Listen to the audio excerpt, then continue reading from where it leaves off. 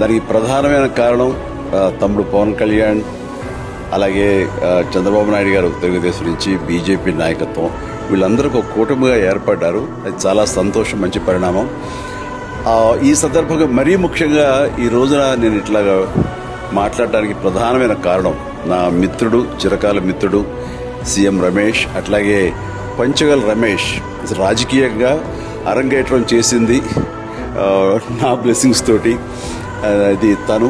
అలాంటి Panchagal Ramesh and CM Ramesh గారు వీరు నాకు కావలసిన వాళ్ళు ఇద్దరు కూడాను అనకాపల్లి కాన్స్టిట్యున్సీలో ఎంపీ క్యాండిడేట్గా, అలాగే పెందుర్తి ఎమ్మెల్యే క్యాండిడేట్గా వీరు నిలబడటం అన్నది నాకు చాలా సంతోషంగా ఉంది. ఎందుకంటే ఇద్దరు చాలా మంచి వాళ్లే కాకుండా సమర్థవంతులు. ఇలాంటి వాళ్ళు అలాంటి కాన్స్టిట్యున్సీకి, దాని అభివృద్ధికి ఎంతగానో దోహదపడతారు అనే నమ్మకం నాకు చాలా ప్రగాఢంగా ఉంది. ముఖ్యంగా సీఎం రమేష్ గారికి కేంద్రంతో ఉన్నటువంటి సంబంధాలు, అనుబంధం ఇది మరీ మరీ ప్రత్యేకం. నాకు అది ఎప్పటి నుంచో తెలుసు. వారి గురించి నేను వింటూనే ఉన్నాను, చూస్తూనే ఉన్నాను.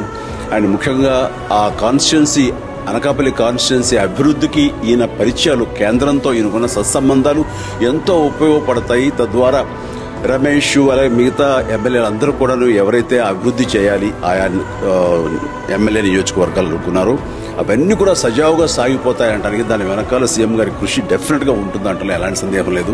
అండ్ వీరి నాయకత్వంలో మిగతా వాళ్ళ ఎమ్మెల్యేలు అందరూ కూడాను కలిసికట్టుగా అనకాపల్లి అభివృద్ధికి ఎంతగానో దోహదపడతారు అండ్ రిజల్ట్ చూపిస్తున్న ప్రగాఢ విశ్వాసం ఉంది. కాబట్టి వీళ్ళిద్దరి గురించి ఈరోజు ప్రస్తావిస్తున్నాను. మీ అందరి ఆశీస్సులు వీళ్ళకి ఉంటాయని ప్రగాఢంగా నమ్ముతూ సెలవు తీసుకుంటాను. ప్లీజ్ వారిని గెలిపించండి.